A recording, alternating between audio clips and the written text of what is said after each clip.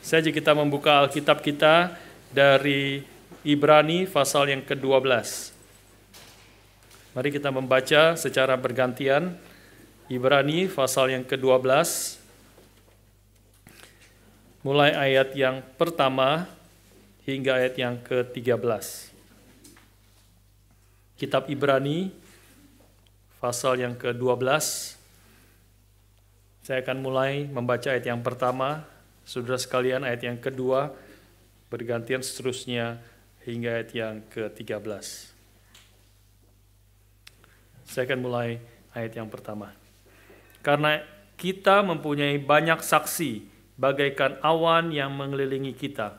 Marilah kita menanggalkan semua beban dan dosa yang begitu merintangi kita, dan berlomba dengan tekun dalam perlombaan yang diwajibkan bagi kita.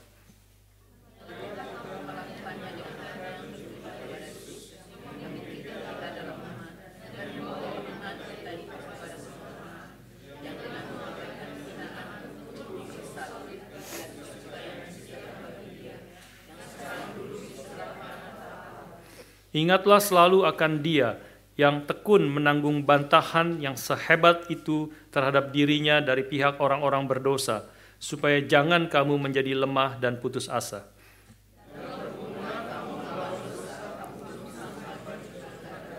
Dan sudah lupakah kamu akan nasihat yang berbicara kepada kamu seperti kepada anak-anak? Hai anakku, janganlah anggap enteng didikan Tuhan, dan janganlah putus asa apabila engkau diperingatkannya.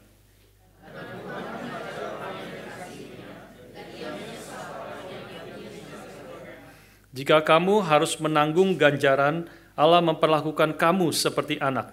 Di manakah terdapat anak yang tidak dihajar oleh ayahnya?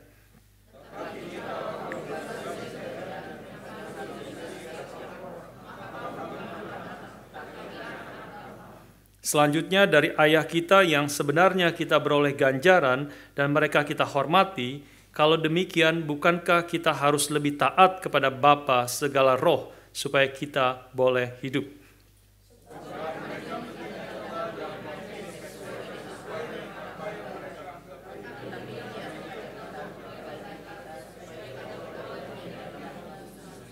Memang tiap-tiap ganjaran pada waktu ia diberikan tidak mendatangkan sukacita, tetapi duka cita. Tetapi kemudian ia menghasilkan buah kebenaran yang memberikan damai kepada mereka yang dilatih olehnya. Dan luruskanlah jalan bagi kakimu, sehingga yang pincang jangan terpelecok, tetapi menjadi sembuh. Mari kita berdoa sekali lagi. Bapa di surga, firman-Mu sudah kami baca, dan kami bersyukur Tuhan sudah memimpin kami untuk datang bersama-sama ke tempat ini sebagai satu gereja-Mu, sebagai satu tubuh Kristus, sebagai satu keluarga Allah yang Engkau telah tebus dan mengadopsi kami menjadi anak-anak-Mu. Kami bersyukur Engkau juga memberikan firman-Mu kepada kami, dan saat ini kami memohon sekali lagi Roh-Mu yang kudus yang telah memberikan dan mewahyukan firman kepada para nabi dan para rasul, juga roh kebenaran yang sama memimpin kami pada pagi hari ini, sehingga kami boleh mengenal isi hati Tuhan, sehingga kami boleh mengerti kehendak-Mu, dan hati kami boleh dibentuk untuk taat, untuk hidup sesuai dengan kehendak Tuhan. Terima kasih Bapa, mohon belas kasihan Tuhan bagi setiap kami, mohon pimpinan-Mu bagi hamba-Mu yang penuh dengan kelemahan, sehingga dia boleh memberitakan firman-Mu yang penuh kuasa, firman yang hidup dan yang menghidupkan kami. Terima kasih Bapa di surga, di dalam nama Tuhan kami Yesus Kristus, penebus dan juru selamat kami yang hidup, kami berdoa, kami bersyukur. Amin. Saudara sekalian, pada pagi hari ini kita akan membahas satu tema yang jarang sekali kita bahas sebenarnya.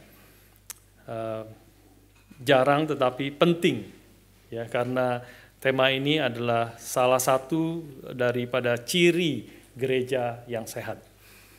Yang saya maksudkan adalah kita akan membahas tentang church discipline atau disiplin gereja. Ya, salah satu pengakuan iman reform yang kita pegang yaitu Belgic Confession mengatakan seperti ini. Tanda-tanda dari gereja yang sejati adalah pemberitaan Injil yang murni, pelaksanaan sakramen yang benar, dan pelaksanaan disiplin gereja dalam menghukum dosa.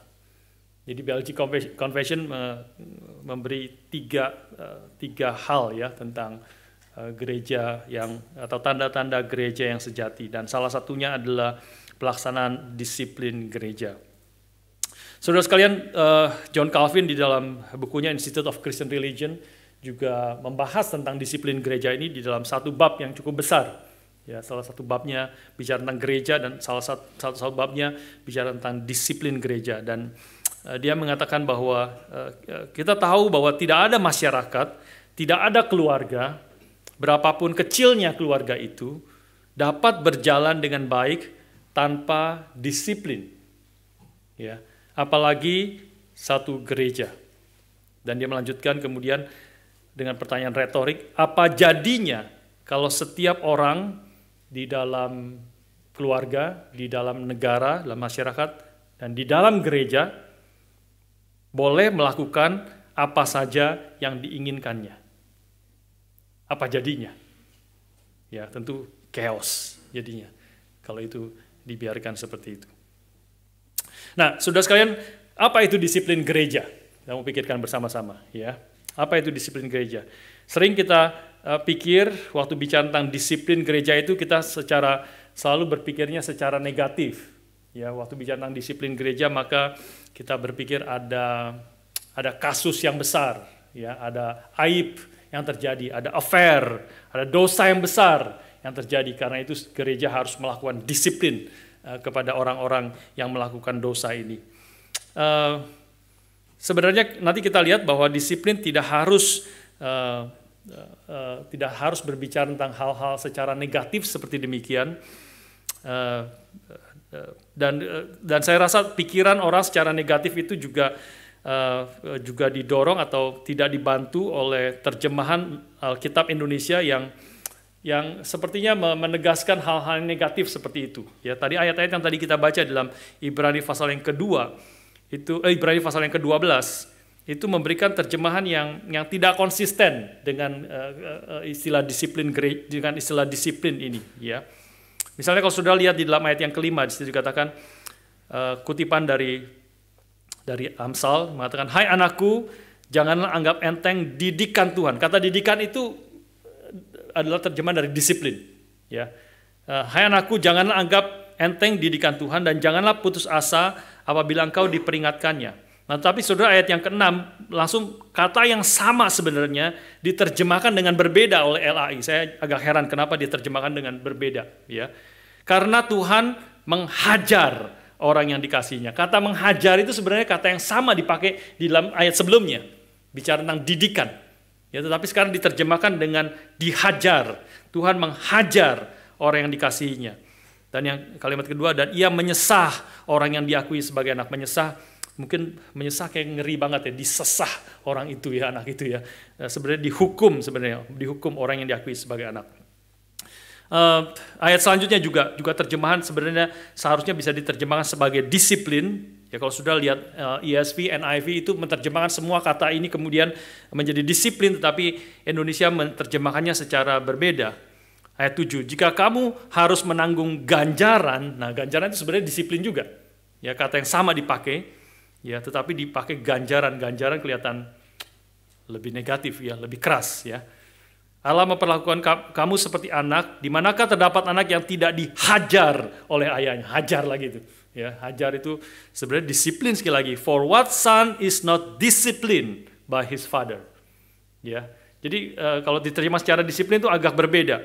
Bisa lagi contoh lagi ayat yang ke 8, 9 juga hal yang sama muncul. Dan yang paling parah sebenarnya ayat yang ke-10. Paling parah terjemahannya di sini ayat 10.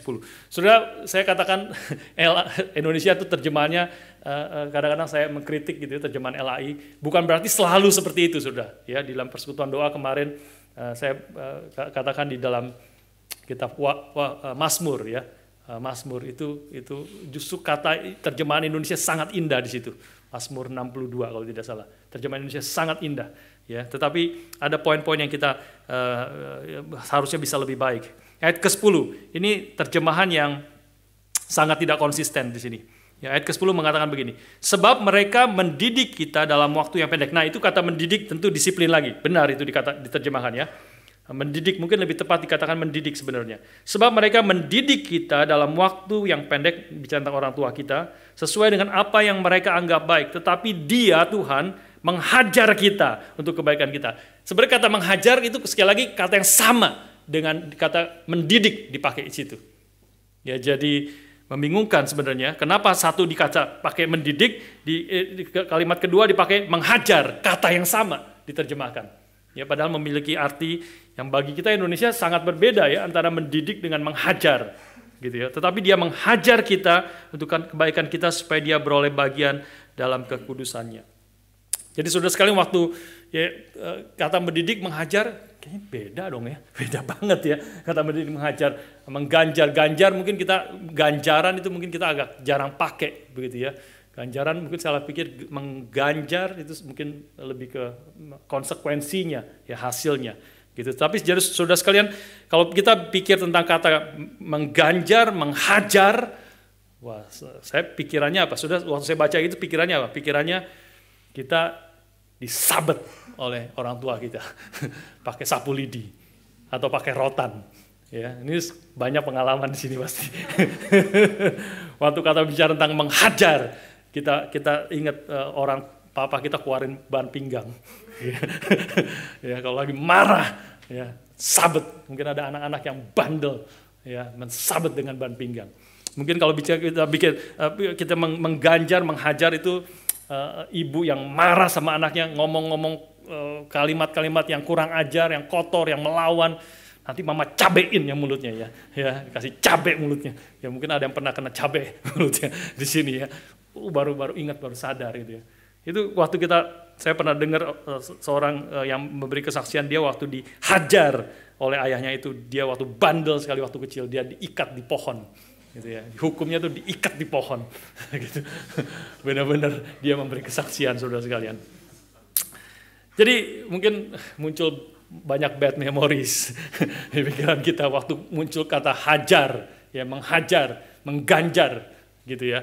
Jadi, tapi saya rasa itu kurang tepat, ya. Jadi itu mungkin jadi membuat kita juga, ini terjemahannya juga membuat kita jadi pikirannya waktu bicara tentang disiplin gereja, pikirannya negatif, ya, hanya negatif, ya. Tapi kalau sudah mengganti semua kata ganjaran, kata hajar itu diganti kata disiplin, nanti sudah baca lagi, semuanya diganti dengan kata disiplin atau mendidik, ya. Disiplin mungkin lebih dekat dengan mendidik, bukan? Ya, disiplin itu dari kata disiplin muncul sangat dekat dengan disciple, disiplin disciple, ya kan? Disciples very close kata itu. Dan dari disciple kita tahu ya, disciple adalah murid. Murid berarti dia tugasnya belajar, dididik. Murid itu harus dididik, gitu ya. Jadi kalau sudah ganti semua kata mengganjar, menghajar itu dengan disiplin atau mendidik, langsung sudah rasanya beda.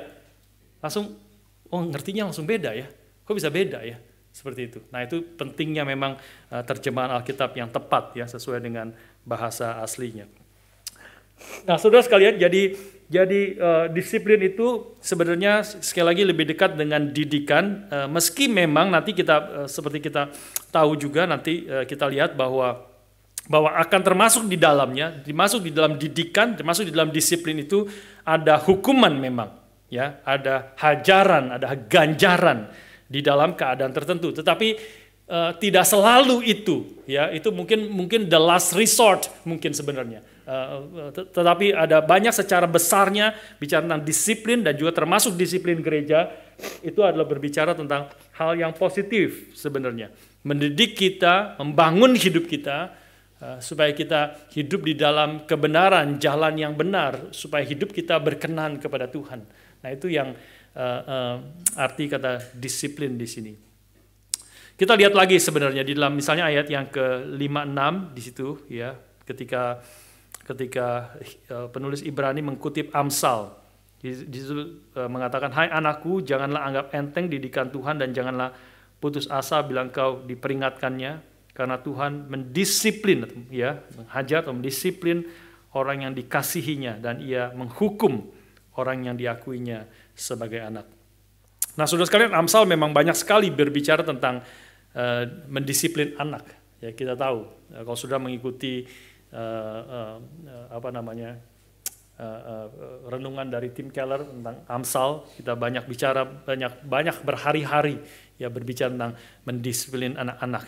Dan salah satunya adalah Amsal 13 ayat 23 yang mengatakan, siapa tidak menggunakan tongkat benci kepada anaknya, tetapi siapa mengasihi anaknya menghajar dia pada waktunya. Sekali lagi kata menghajar itu harusnya diganti dengan mendisiplin. Ya, jadi agak berbeda ya. Tetapi siapa mengasihi anaknya, mendisiplin dia pada waktunya. Tapi memang ayat pertama atau bagian pertama mengatakan siapa tidak menggunakan tongkat, benci kepada anaknya. Tongkat berarti ya menghukum, ya dipakai untuk menghukum. Jelas saudara sekalian, di sini disiplin yang benar itu adalah dari ayat-ayat ini kita melihat merupakan ekspresi daripada kasih. Ya.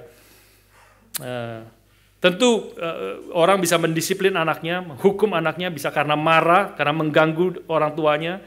Dan ini juga sisi lain, orang tua perlu didisiplin dari pihak orang tua ya sebenarnya supaya bisa mendisiplin anaknya dengan benar. Tetapi secara prinsipnya mendisiplin yang benar itu adalah ekspresi daripada kasih. Ini poin yang pertama yang kita boleh renungkan bersama-sama. Dan sebaliknya seperti Amsal tadi ayat pasal 13 mengatakan kalau kita tidak mendisiplin anak kita, maka sebenarnya kita tidak mengasihi anak itu. Dan bahkan Amsal mengatakan bahkan kau membencinya sebenarnya. Ya, siapa tidak menggunakan tongkat benci kepada anaknya. Justru sebaliknya hal itu yang dikatakan. Nah, saudara sekalian, ayat yang ke-8 di dalam Ibrani pasal 12 tadi bicara tentang kalau ayat yang ke-8 mengatakan, tetapi jikalau kamu bebas dari ganjaran atau dari disiplin yang harus ditanggung, diderita setiap orang, maka kamu bukanlah anak tetapi anak-anak gampang. Nah, Ibrani mengatakan, menegaskan itu. Ya, kalau engkau anak, kalau orang tua mengasihi anaknya, dia harus mendisiplin anaknya. Kalau engkau tidak mendisiplin dia, dan di dalamnya termasuk ada hukuman, memakai tongkat dan sebagainya, ya itu artinya engkau dianggap seperti anak-anak gampangan, anak-anak gampang, illegitimate children, illegitimate sons, ya bukan anak sejati, bukan anak beneran. Kalau engkau anak sejati, ya kalau kita punya anak sejati, benar-benar anak kita, maka dan kita mengasihi anak kita, maka kita menegaskan ekspresi, salah satu ekspresi, bukan satu-satunya saudara sekalian ya. Ini salah satu ekspresinya adalah kita boleh mendisiplin, kita harus mendisiplin anak-anak kita. Demikian juga apa yang dilakukan gereja ketika mendisiplin akan umatnya, akan anggota daripada gereja. Nah, kita mengetahui di sini ketika disiplin dilakukan, maka itu adalah sesuatu yang tidak enak. Ibrani menegaskan sekali lagi. Ya. Memang tiap-tiap ganjaran, ayat 11, pada waktu atau tiap-tiap disiplin, pada waktu ia diberikan, tidak mendatangkan sukacita tetapi duka cita. Tetapi kemudian ia menghasilkan buah kebenaran yang memberikan damai kepada mereka yang dilatih olehnya. Kita tahu bahwa ketika disiplin ditegakkan, ya, anak, siapapun itu, termasuk kita, kalau kita yang kena disiplin, ya, oleh Tuhan, oleh gereja, oleh apapun, maka itu pasti tidak enak, ya. Tim Keller mengatakan kalau anak sedang disiplin itu sesuatu yang seperti bertentangan secara kelihatan bertentangan. Kita katakan tadi disiplin karena kita mengasihi, tetapi ketika anak didisiplin, dari anak itu akan merasa kau tidak sayang sama aku. Kalau papa sayang sama aku, berikan apa yang aku inginkan. Kenapa tidak boleh ini? Kalau mama sayang sama aku, biarkan saya melakukan apa yang saya inginkan. Kalau engkau menghalangi dan mendisiplin saya karena saya menginginkan sesuatu yang Yang aku inginkan, dia pikir itu yang hal yang baik pasti karena dia menginginkan itu. Engkau pasti tidak sayang sama saya. Engkau pasti tidak mengasihi saya. Alkitab mengatakan justru sebaliknya. Jadi ini memang bertentangan dengan ketika orang itu sedang mengalami disiplin. Justru sebaliknya Alkitab berkali-kali menegaskan. Ya, seperti tadi ayat-ayat yang sudah kita baca. Justru kalau kita tidak mendisiplin, kalau tidak menggunakan tongkat kepada anak, itu kita artinya tidak mengasihi dan bahkan membenci anak kita sebenarnya. Tentu bagi anak-anak yang kecil itu sebelum didisiplin dia harus dididik, ya, sekali lagi didisiplin, dibentuk dulu, ada didikan sebelumnya tentang apa yang benar, apa yang salah. Anak-anak perlu betul-betul mengerti tentang batas-batas apa yang boleh dan yang tidak. Ya, anak-anak perlu mengetahui bahwa ada konsekuensi yang dia akan hadapi kalau dia melanggar batas-batas ini, dan konsekuensi itu harus dilaksanakan secara konsisten kepada anak-anak. Ya, tidak bisa, itu menjadi kekacauan kalau orang tua tidak konsisten. Hari ini boleh, besok tidak boleh hal yang sama. Ya, itu menjadi tidak konsisten. Tergantung mood daripada orang tua. Kalau lagi happy ya boleh semuanya. Kalau lagi kesel orang tuanya, tidak, ya, dihukum dan sebagainya. Nah, itu menjadi kesulitan bagi anak-anak. Ketika kita mengajarkan anak-anak sudah mengerti, dan itu implikasinya bagi kita ketika kita semua jemaat mengerti apa yang benar, apa yang salah, mengerti apa kebenaran firman Tuhan. Ini jadi berkait dengan sebelumnya pengajaran, pembentukan oleh kebenaran firman Tuhan. Maka konflik yang ada, ketika konflik itu terjadi di dalam hati anak, di dalam yang terjadi, pemberontakan yang terjadi, maka itu bukan pertama-tama antara kamu dengan saya sebenarnya. Antara kita dengan sesama kita, dengan kepemimpinan gereja misalnya. Tetapi konflik yang pertama-tama adalah pergumulan untuk mengendalikan diri, untuk taat kepada kebenaran. Konflik antara saya dengan kebenaran, dengan kehendak Tuhan. Ini kita perlu mengerti di situ. Kita ada waktu-waktu yang mungkin tidak semua tahu, tapi ada waktu-waktu kita kadang-kadang tentu selalu menjadi kesulitan, sesuatu yang sedih, sesuatu yang menjadi pergumulan kalau kita harus melakukan disiplin gereja. Ya, dan kita to some extent kita melakukan itu meskipun mungkin tidak sampai diumumkan ke seluruh jemaat. Ya, tetapi ada konteks disiplin gereja yang kita lakukan kepada orang-orang tertentu. Di dalam salah satu hal yang pernah terjadi di gereja ini, lalu kami sebagai pimpinan gereja bersama-sama bicara dengan orang itu yang sedang disiplin, dan salah satu yang ditanya adalah, apakah kamu bisa dengan jujur mengatakan apa yang kamu lakukan itu memuliakan Tuhan? Apakah kamu bisa katakan dengan jujur di hadapan kita semua bahwa apa yang kamu katakan itu, apa yang kamu lakukan itu memuliakan Tuhan? Nah, itu saya rasa kalimat yang penting. Ya, jadi waktu dia ditanya gitu, ini bukan masalah kamu dengan kami, bukan kamu dengan saya. Pertama-tama tentu ada masalah di situ. Tetapi karena kami mewakili Tuhan, tetapi terutama adalah masalah kamu di hadapan Tuhan. Di hadapan Tuhan. Apa yang kau lakukan itu, kau bisa katakan memuliakan Tuhan? Maka dia sendiri jawab, tidak bisa. Saya tidak bisa mengatakan itu. Jadi kalimatnya sendiri sudah condemn dia sendiri kan, sebenarnya. Ini masalah kamu dengan Tuhan. Apakah yang kau lakukan, kamu bisa pertanggungjawabkan di hadapan Tuhan. Ya, saudara sekalian, inilah motivasi yang pertama ya, mengapa kita melakukan disiplin gereja. Motivasi utama dan dasarnya adalah karena kita mengasihi saudara kita itu. Sehingga di dalam Ibrani juga menegaskan inilah motivasi dan juga tujuannya, goalnya, ayat 11b ya. Ayat 11 saya bacakan sekali lagi. Memang tiap-tiap ganjaran pada waktu ia diberikan tidak mendatangkan sukacita, tetapi duka cita. Tetapi kemudian ia menghasilkan buah kebenaran yang memberikan damai kepada mereka yang dilatih olehnya. Ayat 10b juga mengatakan hal yang lain yang secara positif. Tetapi Dia, Allah, menghajar atau mendisiplin kita untuk kebaikan kita, supaya kita beroleh bagian dalam kekudusannya. Itu semua tujuan daripada disiplin gereja, untuk kebaikan daripada orang itu, karena kasih kita kepada orang yang didisiplin, baik di gereja maupun di rumah, karena kita mengasihi mereka. Juga prinsip yang diberikan oleh Tuhan Yesus di dalam Matius pasal yang ke-18. Ini ditulis oleh Matius, perkataan Tuhan Yesus di dalam Matius pasal yang ke-18 yang terkenal. Kita tahu ini salah satu juga tentang disiplin gereja. Sebenarnya cukup banyak Alkitab bicara tentang disiplin gereja.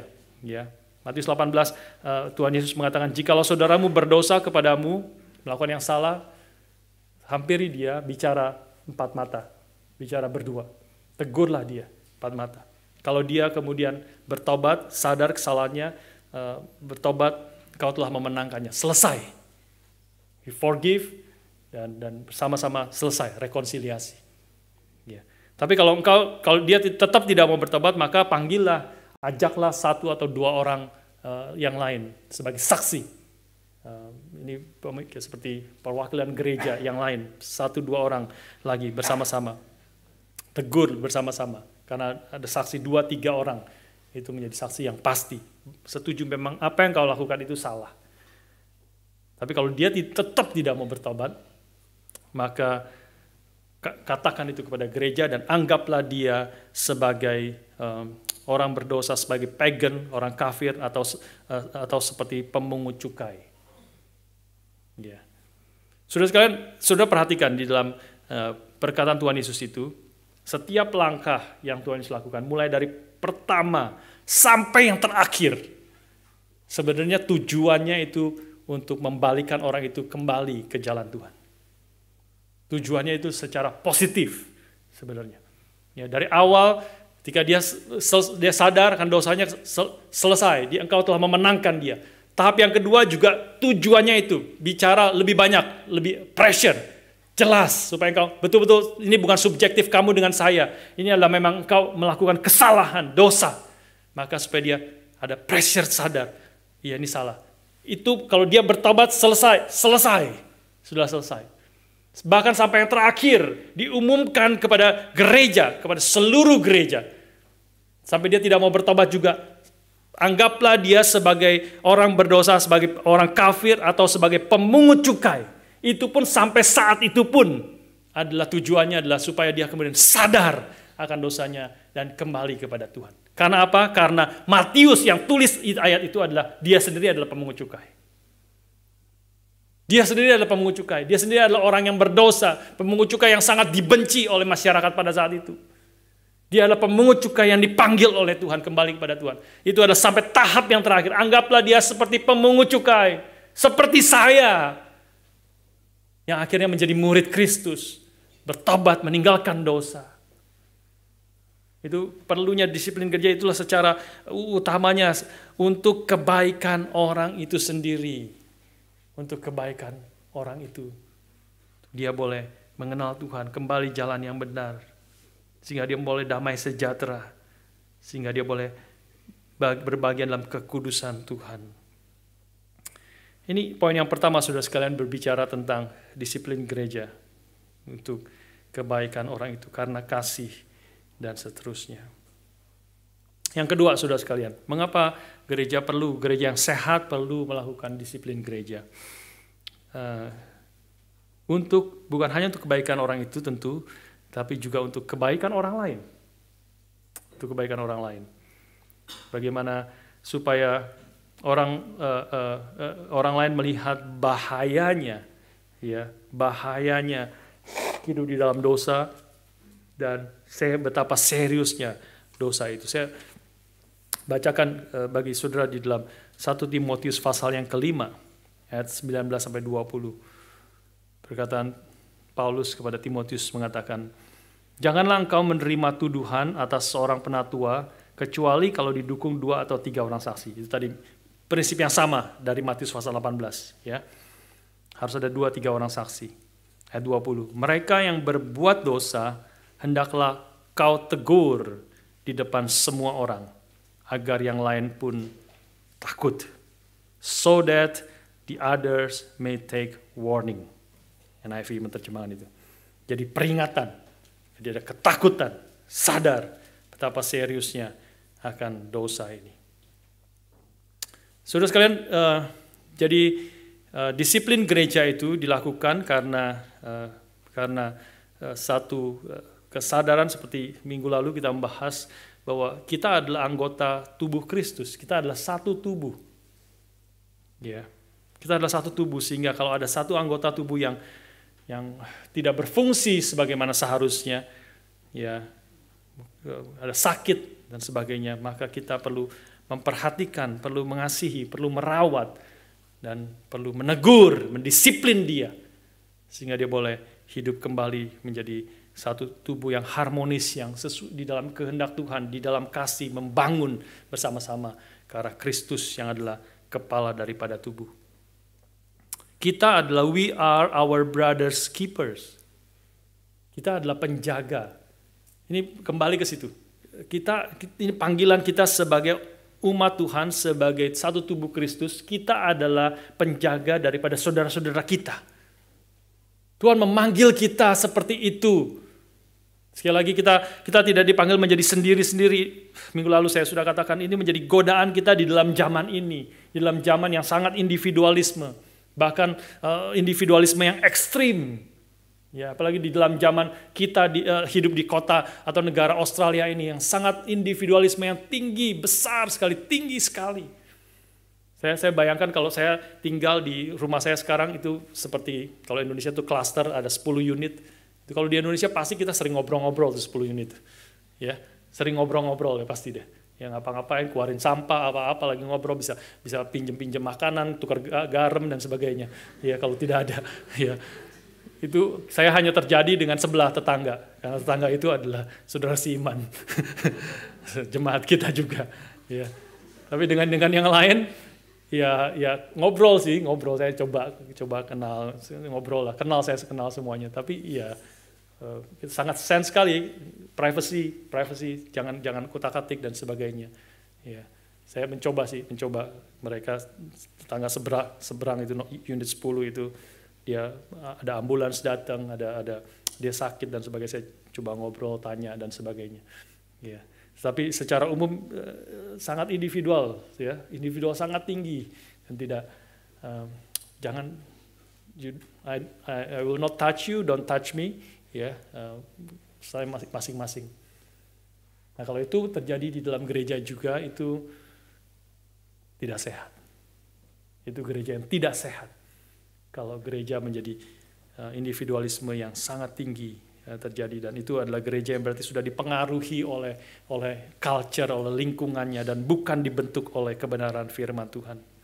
Alkitab menegaskan kita adalah satu keluarga besar, satu keluarga Allah. All brothers and sisters. Kita adalah satu tubuh Kristus. Karena itu kita adalah penjaga saudara kita. Alkitab menegaskan, Tuhan Yesus mengatakan, berbahagialah orang yang berduka cita. Itu salah satu karakter orang Kristen. Berbahagialah orang yang berduka cita karena dia akan dihibur. Berduka cita karena apa? Berduka cita karena dosanya. Dia sadar akan dosanya, dia berduka cita, dia tidak bisa diam, dia gelisah, dia mau meninggalkan dosa dan minta pertolongan dari Tuhan dan minta pertolongan dari saudara-saudaranya. Dan hal yang kedua juga berduka cita karena kita melihat dosa daripada saudara kita. Itulah arti orang Kristen yang sejati. Orang Kristen yang sejati adalah ketika dia melihat saudaranya, saudara seiman di dalam gereja, hidup di dalam dosa, hidup di dalam tidak berkenan kepada Tuhan. Dia berduka cita. Dia sedih. Dia bergumul. Dia berdoa untuk orang itu. Dia memikirkan kemudian apa yang dia bisa lakukan untuk membawa orang itu, untuk menolong dia untuk berbagian dalam hidupnya supaya dia hidup kembali di dalam jalan yang benar. Kalau kita melihat orang yang saudara kita berdosa dan kita tidak merasakan apa-apa, tidak berduka cita, karena itu that is your problem, I have my own problem, your problem, you face yourself. That is not the church. Bukan gereja. Paling sedikit bukan gereja yang berkenan kepada Tuhan. Jadi ini adalah untuk kebaikan kita, kebaikan orang lain juga ketika kita mendisiplin akan saudara kita. Karena kita memang dipanggil untuk menjadi saudara seiman di dalam Kristus. Waktu persiapkan bagian ini memikirkan tentang problem yang dihadapi oleh Ravi Zacharias. Ya. Problem yang dihadapi Ravi Zacharias itu salah satu problemnya yang saya mulai baca dan mulai merenungkan, ingat kembali apa yang salah satu pengkhotbah yang saya sering kali kutip sebenarnya sebelumnya. Ya. Dan salah satu problemnya adalah karena dia tidak menjadi anggota gereja lokal. Saya percaya itu salah satu problemnya. Dia tidak accountable kepada satu pendeta lokal, di mana dia duduk. Kalau dia tentu mungkin setahun, mungkin nggak tahu berapa, mungkin 40 minggu mungkin keliling kali, dari 52 minggu mungkin dia setiap minggu mungkin khotbah di mana-mana. Dan mungkin tentu kita bisa merasakan kalau dia ada di jemaat di gereja lokal, pendetanya juga bingung, gemeter ya. Ravi Zacharias di situ dengerin khotbah dia gitu. Pengkhotbah yang hebat sekali. Ya. Apologet yang hebat sekali. Tapi salah satu yang menjadi problem, dia tidak menjadi anggota gereja lokal. Dia ada menjadi bagian daripada kayak gereja misi yang mengutus dia dan sebagainya. Tetapi dia tidak accountable. Dia tidak bertanggung jawab. Dia tidak harus mempertanggungjawabkan hidupnya. Dia pimpinan dari RZIM. Orang-orang banyak sudah muncul isu-isu sebenarnya sebelumnya, tetapi semua dia kuasa terlalu besar. Kuasa terlalu besar sehingga dia tidak accountable kepada siapapun. Dan sebenarnya waktu saya baca poin ini, saya teringat akan khotbahnya dia sendiri. Sebenarnya dia sudah bergumul itu lama, saya percaya. Dia dalam salah satu khotbahnya dia mengatakan, dia berbicara tentang Salomo, Raja Salomo.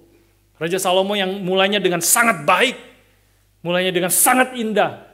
Dia berdoa minta hikmat daripada Tuhan. Dia bukan meminta harta daripada Tuhan, bukan minta kuasa daripada Tuhan. Tetapi karena dia minta sesuatu yang benar, berkenan di hadapan Tuhan, dia minta hikmat daripada Tuhan. Tuhan bukan hanya memberikan hikmat kepada dia, tetapi memberikan harta, memberikan kekayaan, memberikan akan kuasa yang begitu besar. Dan Tuhan berkati pelayanan dia, hidupnya, kepemimpinannya begitu dahsyat, begitu besar. Dia bahkan membangun bait Allah. Diperbolehkan oleh Tuhan. Tetapi kita tahu akhir hidup Salomo yang hancur. Akhir hidup Salomo yang punya istri yang begitu banyak, istri yang tidak berkenan kepada Tuhan, orang-orang kafir sehingga dia ikut menyembah berhala-berhala. Dan Ravi Zacharias mengatakan satu kalimat. Saya teringat ini, udah lama mendengar khotbahnya ini. Dia mengatakan, I am wondering, ya, apa yang menyebabkan Salomo bisa jatuh seperti itu.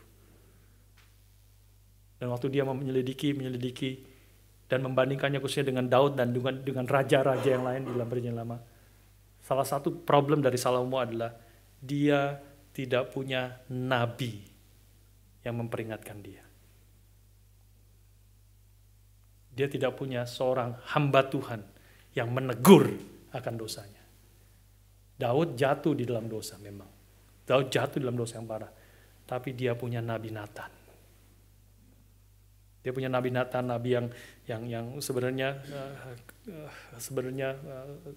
sederhana, tidak punya nama yang besar, tapi nabi yang setia memberitakan firman Tuhan, dan nabi yang berani menegur raja yang sangat besar. Engkaulah orang kaya yang jahat itu. Dan itu membuat Daud sadar akan dosanya. Tapi Salomo tidak punya nabi seperti Nabi Nathan yang menegur dia, yang membongkar kesalahannya. Itulah yang menyebabkan, saya percaya salah satu menyebabkan problem dari Ravi, sehingga dia jatuh sampai mati pun tidak ada yang tahu. Baru setelah mati dibongkar semuanya, dosa yang sangat mengerikan. Kependetaannya dicabut, namanya rusak, semuanya hancur. kalau saja dia dibongkar pada waktu masih hidup. Kalau saja ada seorang seperti Nabi Nathan yang membongkar dosanya pada waktu dia masih hidup, mendisiplin dia, maka itu akan menjadi great warning to others. Akan baik bukan hanya bagi dia, tapi juga bagi orang-orang lain yang melihat, mengenal dia. Ini perlunya disiplin gereja, saudara sekalian. Untuk kebaikan orang itu dan juga untuk kebaikan orang lain. Yang ketiga, disiplin gereja juga baik untuk gereja secara keseluruhan. Ya, imply tadi dengan poin yang kedua sebenarnya, tapi ini mau menegaskan secara keseluruhan gereja. Saya ajak sudah buka satu bagian 1 Korintus 5.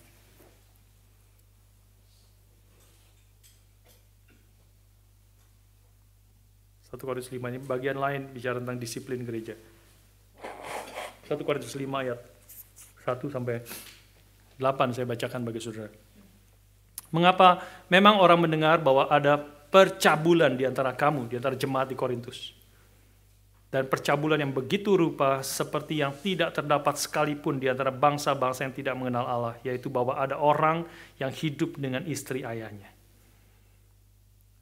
Bukan dengan ibunya ya, tapi dengan ayahnya mungkin menikah lagi dan dia tidur dengan istri ayahnya itu. Sekalipun demikian kamu sombong. Tidakkah lebih patut kamu berduka cita, sekali lagi ya, berbagai orang berduka cita, dan menjauhkan orang yang melakukan hal itu dari tengah-tengah kamu. Sebab aku sekalipun secara badani tidak hadir, tetapi secara rohani hadir. Aku, sama seperti aku hadir, telah menjatuhkan hukuman atas dia yang telah melakukan hal yang semacam itu.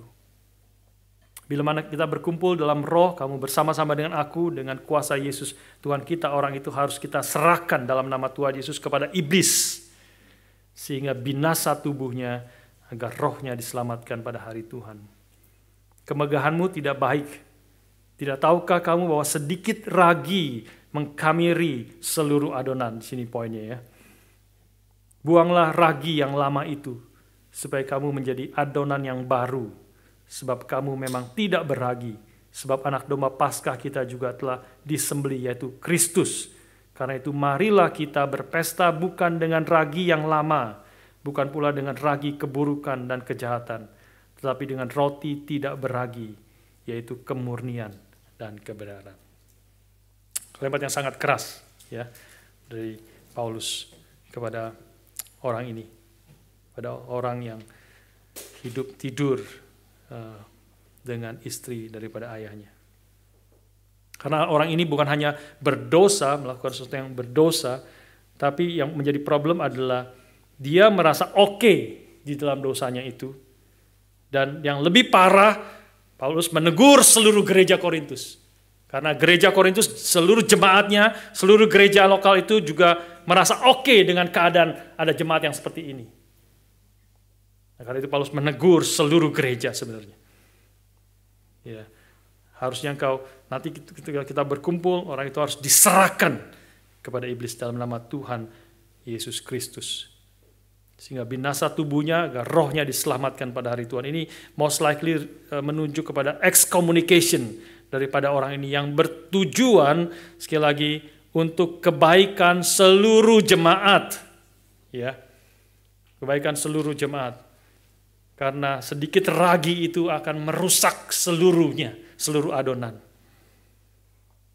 Dan dengan melakukan itu, dengan menyerahkan orang itu dalam nama kepada iblis, sehingga binasa tubuhnya kemungkinan besar itu excommunication, dan mungkin kalau dia akhirnya harus mati pun. Paulus dan jemaat Korintus Paulus ini mengharapkan supaya dia, kalau dia benar-benar sudah di dalam Tuhan sebenarnya, dan tapi bisa melakukan dosa seperti demikian, dia tetap bisa diselamatkan, tetapi tidak kemudian menghancurkan akan seluruh jemaat Tuhan. Orang itu harus diekskomunikasi karena bisa jadi ragi yang merusak seluruh adonan. Jadi Church disiplin gereja perlu dilakukan supaya menyelamatkan seluruh adonan. Yang keempat terakhir, saudara sekalian.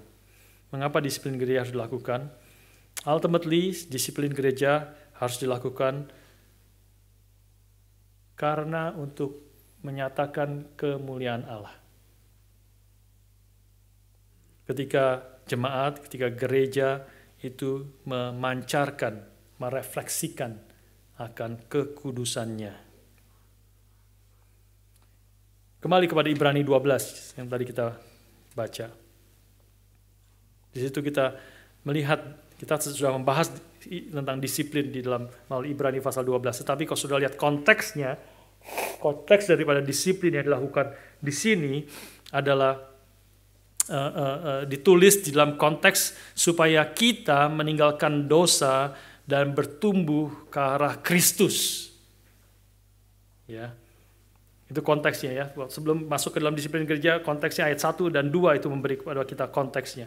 Karena kita mempunyai banyak saksi bagikan awan yang mengelilingi kita, marilah kita menanggalkan semua beban dan dosa yang begitu merintangi kita dan berlomba dengan tekun dalam perlombaan yang diwajibkan bagi kita. Marilah kita melakukan perlombaan ini dengan tekun ini, dengan mata yang tertuju kepada Yesus yang memimpin kita dalam iman dan yang membawa iman itu kepada kesempurnaan. Itu semua tujuannya. Supaya kita bertumbuh ke arah Kristus, bersama-sama menuju ketaatan sehingga kita seluruh gereja itu bertumbuh dan termasuk orang itu bertumbuh semakin sesuai dengan kehendak Tuhan, memancarkan akan kekudusannya. 10b yang tadi kita sudah baca, saya bacakan sekali lagi bagi saudara. Sebab mereka mendidik kita dalam waktu yang pendek sesuai dengan apa yang mereka anggap baik, orang tua di dunia ini. Tetapi Dia Allah mendidik kita, mendisiplin kita untuk kebaikan kita supaya kita beroleh bagian dalam kekudusannya. Inilah yang Tuhan inginkan. Supaya jemaat Tuhan, Dia dan seluruh jemaat berbagian di dalam kekudusan Tuhan. Dan itu memperkenan Tuhan. Itu yang Tuhan inginkan. Itu mempermuliakan nama Tuhan ketika kita dibentuk, didisiplin supaya menjadi serupa dengan Kristus dan memancarkan akan kekudusannya. Sampai di sini persiapan saya memikirkan bagian ini, saya kemudian mulai pikirkan apa itu kekudusan sebenarnya. Apa itu kekudusan? Berbagian dalam kekudusannya. Saya kemudian mulai membaca-baca waktu yang ada, membaca dari buku J.C. Ryle, sangat bagus ya, tentang holiness dan kekudusan. Saya sangat diberkati dan hari ini saya bagikan kepada saudara sekalian. Salah satu bagian dia berbicara tentang menjelaskan tentang 7 surat dalam kitab Wahyu yang kita sudah bahas sebelumnya. 7 surat dalam kitab Wahyu, dan dia berikan insight ya. Dia mengatakan dalam 7 kali ke dalam seluruh jemaat, 7 jemaat. Kita tahu kata 7 sempurna. Setiap kali kepada setiap jemaat dia mengatakan, I know thy works. Aku tahu pekerjaanmu. Ada bagian yang lain dengan kalimat yang sedikit berbeda, tetapi intinya sama. I know thy works. Aku tahu pekerjaanmu. Aku tahu pekerjaanmu. 7 kali Tuhan Yesus mengatakan tentang apa yang dilakukan oleh jemaat yang berbeda-beda itu. Aku tahu apa yang kau kerjakan. Lalu J.C. Ryle menjelaskan dengan sangat indah ya. Dia mengatakan, artinya tidak ada perbuatan apapun yang kita lakukan, meskipun tersembunyi, mungkin meskipun tidak ada orang yang tahu, yang Tuhan tidak tahu. Aku tahu pekerjaanmu. Tidak ada perkataan apapun yang kau katakan mungkin dengan satu orang, mungkin di kamar kau katakan itu. Yang kau katakan dengan suara yang pelan, dengan berbisik-bisik, tidak ada satu perkataan pun yang kau katakan yang Tuhan tidak tahu. Tidak ada satu surat, satu kalimat yang kau tulis yang Tuhan tidak tahu. Tidak ada satu pikiran pun di dalam pikiranmu. Imajinasi kita, bayang-bayang kita, hayalan kita yang Tuhan tidak tahu. Matanya seperti api yang menyala-nyala dan kegelapan sama sekali tidak gelap baginya. Segala sesuatu terbuka dan telanjang di hadapannya. Karena kepada setiap orang dia akan mengatakan, aku tahu pekerjaanmu. Dia tahu apa yang menjadi motivasi terdalam dalam hati kita. Dia tahu mengapa kita melakukan segala sesuatu. Apakah kita melakukan itu untuk memuliakan Dia atau sebenarnya untuk memuliakan diri. Dia tahu motivasi kita yang paling dalam. Dan dia mengatakan sesungguhnya ada banyak perbuatan yang dianggap mulia di mata manusia, tetapi menjijikkan di mata Tuhan. Kau bisa menipu orang lain. Tidak terlalu sulit menipu orang lain. Tidak terlalu sulit menipu pendetamu. Tidak terlalu sulit menipu suami istri. Kau bisa menipu orang tuamu, apalagi orang tuamu ada di Indonesia. Kau bisa dengan mudah menipu mereka. Tapi engkau tidak mungkin menipu Tuhanmu. Kau bisa duduk dengan wajah yang serius, mendengarkan firman Tuhan yang disampaikan dengan sungguh-sungguh. Kau bisa mengangguk-anggukkan kepala waktu pendeta mengatakan kalimat-kalimat tertentu. Tetapi tidak percaya satu kalimat pun yang dia katakan sebenarnya di dalam hatimu. Tuhan tahu apa yang ada dalam hati dan pikiranmu. Tuhan tidak bisa ditipu. Dia mengetahui gereja Sardis yang kelihatan besar dan hidup, tetapi sesungguhnya mati di hadapan Tuhan. Tuhan yang demikian adalah Tuhan yang melihat, menembus jiwamu yang paling dalam. Dan Dia akan membongkarnya pada waktunya. Kecuali kita cepat-cepat bertobat dari dosa-dosa kita. Saudara, ini adalah peringatan yang serius bagi setiap kita. Dan disiplin gereja adalah bagian dari anugerah Tuhan. Menjadi peringatan bagi kita semua. Saudara sekalian, tapi kalimat ini, kebenaran ini, perkataan Tuhan Yesus kepada gereja, I know thy works, aku tahu pekerjaanmu, juga sebenarnya menjadi penghiburan besar bagi setiap orang yang sungguh-sungguh mengasihi Tuhannya.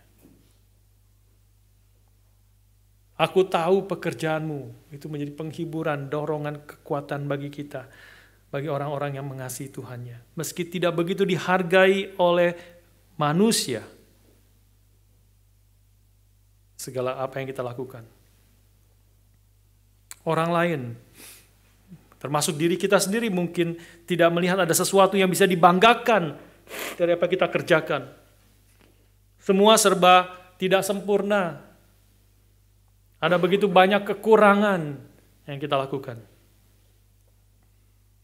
Mungkin kau sering sedih sekali karena kau tidak bisa memberikan yang terbaik bagi Tuhanmu.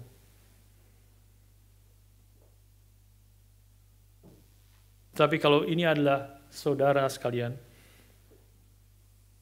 teguhkanlah hatimu karena Tuhan tahu pekerjaan. Tuhan bisa melihat keindahan dari setiap perbuatanmu yang keluar dari hati yang ingin menyenangkan Dia. Tuhan dapat melihat mutiara di antara perbuatan-perbuatanmu yang tidak sempurna. Tangisanmu disimpan Tuhan di dalam hatinya. Usahamu untuk mengasihi orang lain, betapapun tertati-tati, berapapun tidak sempurnanya, tetapi engkau ingin mengasihi orang lain, ingin mengasihi Tuhan. Itu tertulis dalam bukunya. Dan jerih lelahmu akan menyertai kamu. Segelas air yang diberikan di dalam namanya tidak akan kehilangan upahnya. Sangat sederhana, segelas air. Kemudian Yesirah mengatakan begini. Saya sungguh mengerti orang-orang benar yang berkata kepada Tuhan pada hari penghakiman. Sangat mengerti orang-orang ini, orang-orang benar ini yang pada hari penghakiman nanti akan berkata kepada Tuhan, Tuhan, kapan kami melihat Engkau lapar dan kami memberi Engkau makan? Tuhan, kapan kami melihat Engkau haus dan kami memberi Engkau minum? Tuhan, kapan kami melihat Engkau orang asing dan menyambut Engkau?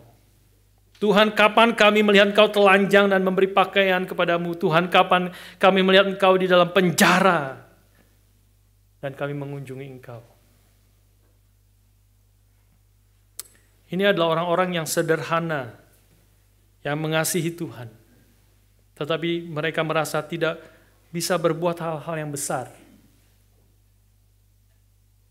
Ini adalah orang-orang yang melakukan hal-hal yang sederhana, tapi dengan setia dan dengan segenap hati mereka.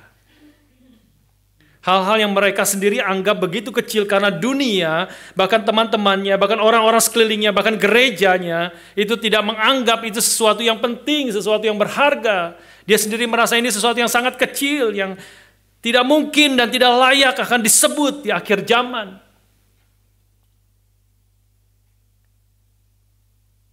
Tetapi Tuhan Yesus mengatakan, segala sesuatu yang kau lakukan untuk salah seorang dari saudaraku yang paling hina ini. Segala sesuatu yang kau lakukan, segala sesuatu yang kau lakukan dengan sangat sederhana, memberi makan, memberi minum, beri tumpangan dan sebagainya. Mungkin orang lain tidak tahu, tetapi engkau telah melakukannya untuk aku. Inilah saudara sekalian yang Tuhan inginkan bagi kita waktu kita melakukan disiplin gereja. Supaya hidup kita sungguh-sungguh, bukan hanya secara luarnya, bukan hanya di mata manusia, tetapi terutama di mata Tuhan.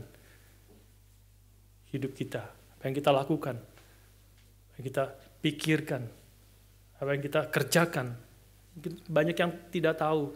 Saya tidak tahu, mungkin teman-teman yang lain tidak tahu. Tapi ketika engkau melakukan hal yang benar, yang berkenan kepada Tuhan, maka Tuhan akan dipermuliakan. Tapi sebaliknya biarlah menjadi peringatan sungguh-sungguh bagi kita. Kita melakukan hal-hal yang tidak berkenan kepada Tuhan. Mungkin tidak ada orang yang tahu. Mungkin hanya sedikit orang yang tahu. Mungkin hanya suamimu yang tahu. Hanya istrimu yang tahu. Hanya anakmu yang tahu. Tidak berkenan kepada Tuhan. Tuhan tahu. Dan kalau Tuhan masih memberi anugerah melalui gerejanya, mengetahui itu. Melalui pimpinan gereja mengetahui itu. Dan mendisiplin saudara. Menegur saudara. Membawa engkau kembali ke jalan yang benar. Itu adalah anugerah Tuhan. Itu adalah belas kasihan Tuhan. Itu adalah kasih dari Tuhan kepada kita. Biar kita menjadi gereja akan melaksanakan itu dengan prinsip yang benar. Sehingga kita menjadi gereja yang sehat. Gereja yang berkenan Tuhan. Gereja yang hidupnya bukan hanya secara luar, kelihatan baik, kelihatan berhasil. Tapi sungguh-sungguh ada hidup yang memperkenan Tuhan. Ada hati yang mengasihi Tuhan. Dengan segala keterbatasan kita, ada hati yang sungguh-sungguh ingin menyenangkan dan memuliakan dan mengasihi Tuhan. Saya akan tutup dengan contoh dari sesuatu yang dulu pernah saya bagikan kepada saudara. Contoh daripada Petrus. Ya, saudara tahu Tuhan Yesus setelah bangkit dari kematian, dia bertemu dengan Petrus dan kemudian bertanya kepada Petrus 3 kali, apakah engkau mengasihi aku? Apakah engkau mengasihi aku? 3 kali memiliki penekanan yang berbeda-beda. Pertama, Tuhan Yesus menanyakan, apakah engkau mengasihi aku lebih daripada semua ini? Apakah engkau mengutamakan aku daripada semuanya ini? Petrus menjawab, ya Tuhan, Kau tahu bahwa aku mengasihi Engkau. Kedua, Tuhan Yesus bertanya, apakah Engkau mengasihi aku? Tidak ada perbandingannya lagi. Dan Petrus menjawab, ya aku mengasihi Engkau. Sebagaimana Engkau adanya, dirimu sendiri. Aku mengasihi Engkau, ya Tuhan. Tuhan masih tanya ketiga kalinya. Sekali lagi ini untuk memulihkan Petrus, karena 3 kali Petrus sudah menyangkal Tuhan. 3 kali dia mengatakan, aku tidak mengenal sama sekali orang itu. Ketiga, aku tidak mengenal sama sekali orang itu. Aku bersumpah tidak mengenal orang itu sama sekali. Tuhan Yesus harus memulihkan Petrus dengan 3 kali bertanya, apakah engkau mengasihi aku? Maka ketiga kali Yohanes 21 Yohanes mencatat sedih hati Petrus, hancur hatinya. Sampai ketiga kali baru hancur hatinya.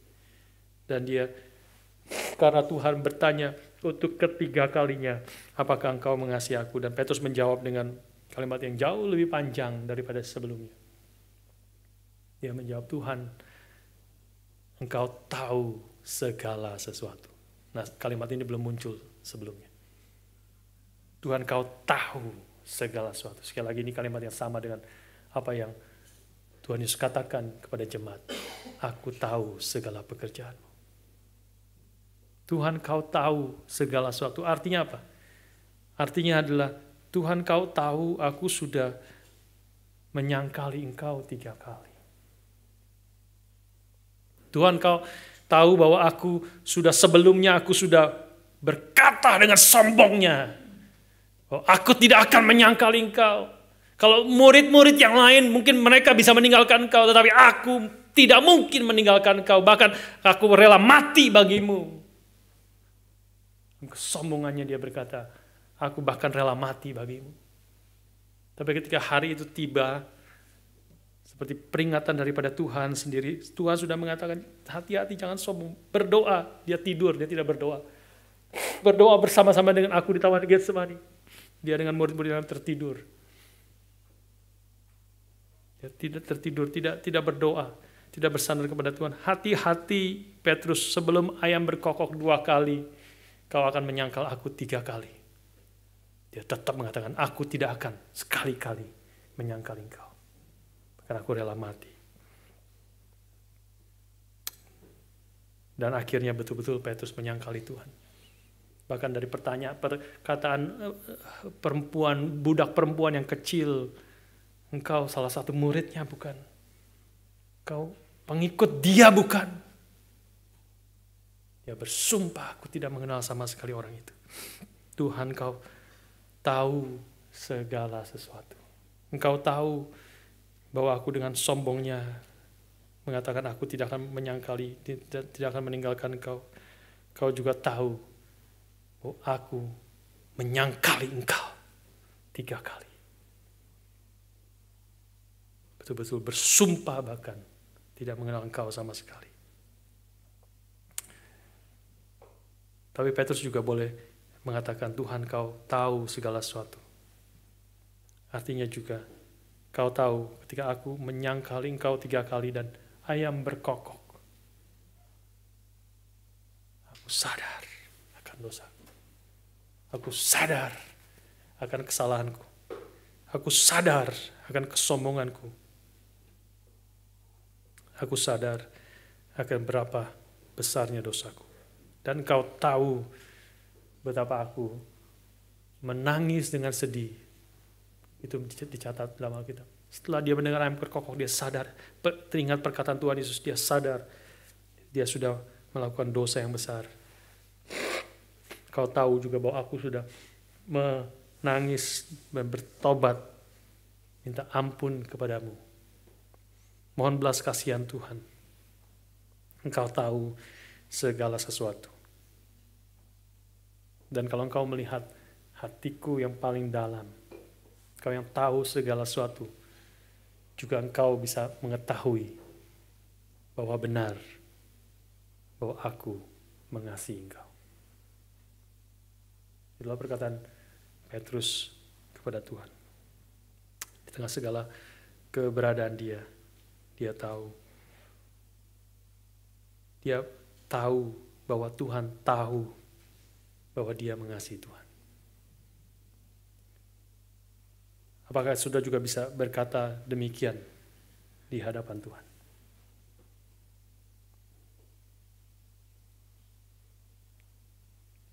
Disiplin gereja menolong kita betul-betul di dalam segala keterbatasan gereja, menolong kita membentuk hati yang boleh sungguh-sungguh mengasihi Tuhan di tengah-tengah segala dosa, keterbatasan, kesalahan kita, supaya kita memiliki hati yang sungguh mengasihi Tuhan. Mari kita berdoa.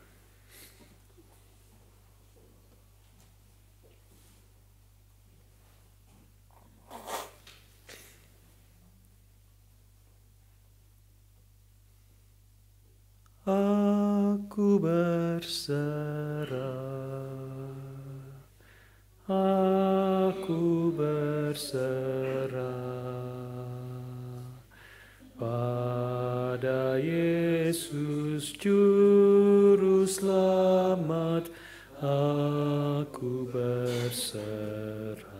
Mari kita berdiri bersama-sama. Aku berserah, aku berserah pada Yesus Juru Selamat, aku berserah. Saya minta Vikaris Limi izin naik ke atas untuk pimpin kita dalam doa.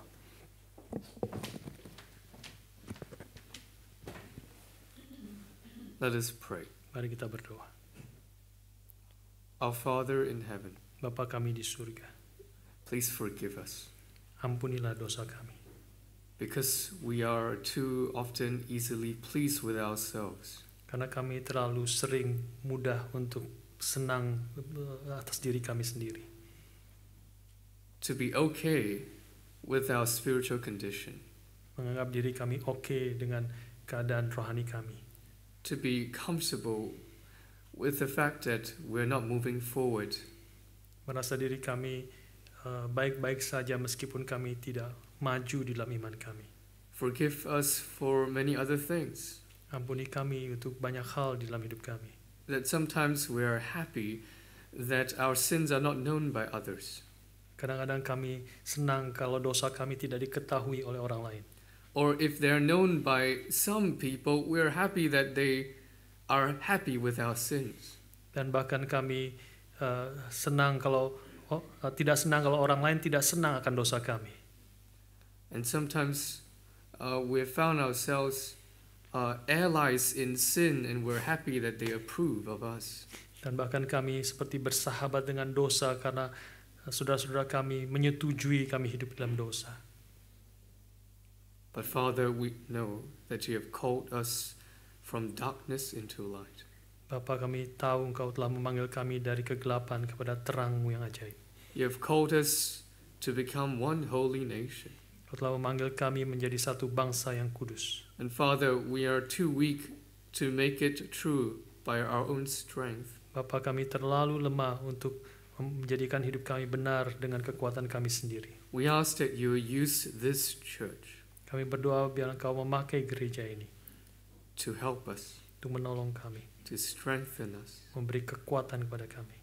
May you give us the courage to be honest. Beri kami keberanian untuk jujur. May you give us the courage to be open. Biarlah Engkau beri kekuatan kepada kami, keberanian untuk terbuka. May you bless our KTB, Berkati akan KTB-KTB kami. that there will be there will be conversations of truth and love between them. Sehingga ada percakapan dalam kebenaran dan kasih di antara mereka. May you bless our families Berkati keluarga-keluarga kami, so that they may confess their sins to one another, sehingga mereka boleh mengakui dosa satu dengan yang lain, so that they may forgive one another. sehingga boleh saling mengampuni. Father, we belong to you, Bapa, kami adalah milik-Mu, and we commit to a life of holiness. dan kami sungguh-sungguh mau hidup di dalam kekudusan. May you strengthen us all. Beri kekuatan kepada kami semua. We pray in the name of your Son, Jesus Christ. Kami berdoa dalam nama anak-Mu, Yesus Kristus. Amen. Amin.